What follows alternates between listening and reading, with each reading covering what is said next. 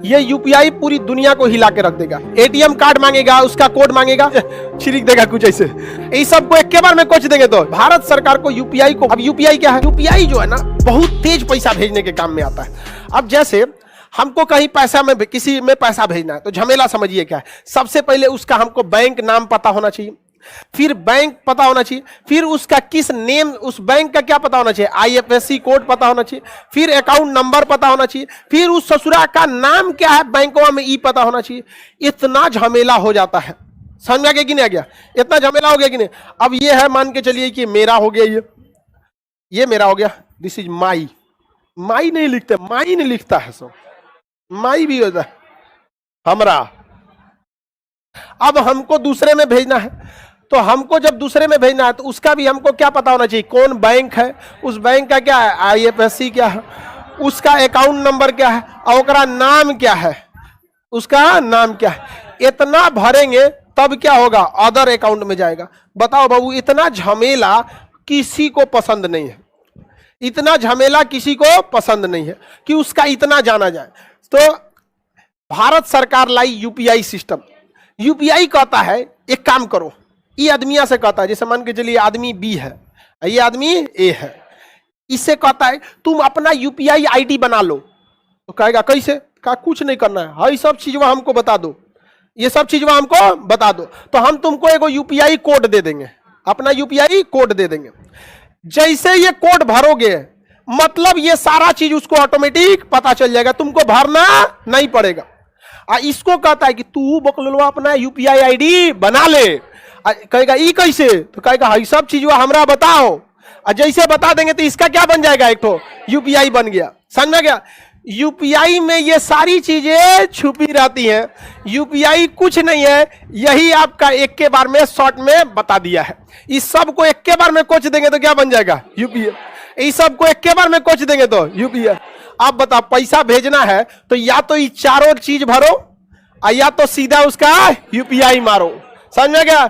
इस यूपीआई से इस यूपीआई में, नहीं तो पहले हमरा बैंक कौन है, हमरा आईएफएससी कौन है, हमरा अकाउंट नंबर, हमारा नाम, फॉर्म के दूसरे पन्ना में ओकर अकाउंट नंबर, उसका नाम, बहुत झमेला। इसमें क्या है, बस एक बार आपको क्या बनाना है, यूपीआई।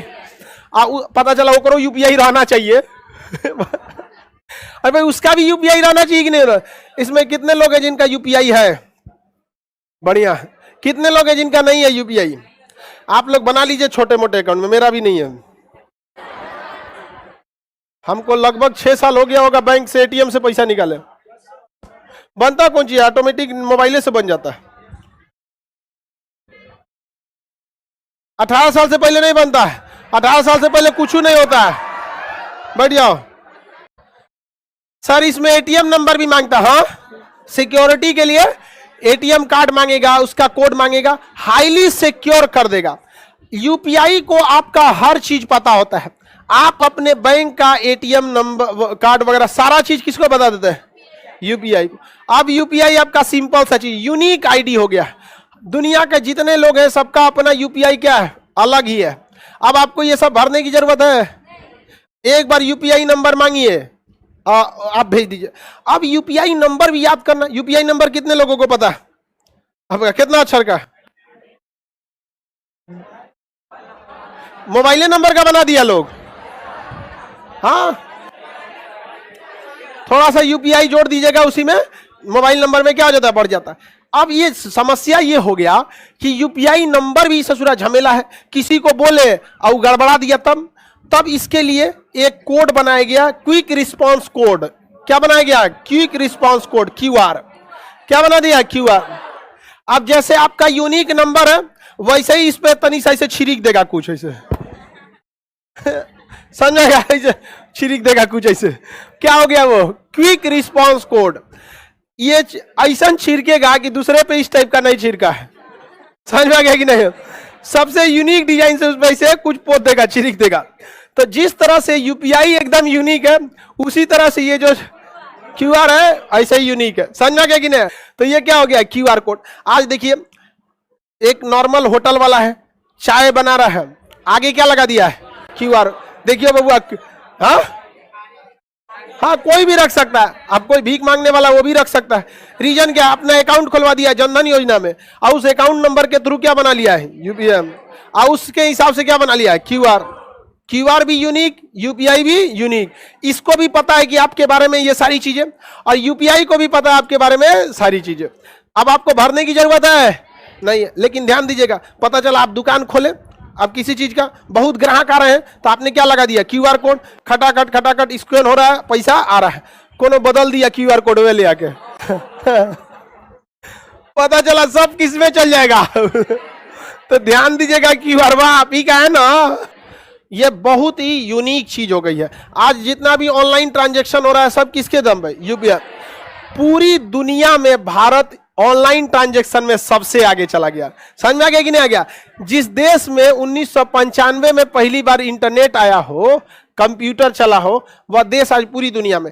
लेकिन बात यह नहीं है, केएफसी पता ही नहीं चलता है ना, उसमें उसकी नेशनलिटी छुपी है ना कुछ छुपी है।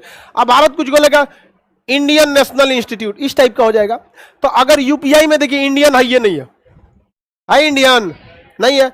क्योंकि देखिए जब आप इंटरनेशनल लेवल पे जाते हैं तो बहुत सारे लोग आपके दोस्त होते हैं, बहुत सारे आपके दुश्मन भी होते हैं। तो अगर आपके नाम से आपकी आइडेंटिटी पता चल जाएगी तो दोस्तों का तो समर्थन वैसे भी मिलेगा, पता चलेगा, लेकिन दुश्मन छोड़ देगा। अब यूपीआई में अगर इंडिया लिखा रहेगा तब गड़बड़ा जाएगा। इंडिया लिखा ही नहीं है, इसमें क्या लिखा? UPI, unique payment identity, ID है यहाँ पे, इंडिया तो है नहीं यहाँ पे। तो ये पाकिस्तान में भी चल सकता है कि नहीं? चल सकता है, बस जब तक उन सबको पता ना चले। इसको लेके जाना चाहिए। पूरी दुनिया में सबसे क्विक रिस्पांस है, और चाइना भी इस पर काम कर रहा है, लेकिन चाइना वालों पे किसी का भरोसा नहीं है। अरे चाइना वाले पर किसी को भरोसा करना भी नहीं चाहिए। पाकिस्तानियों और चाइनीजों पर भरोसा कभी नहीं करना चाहिए।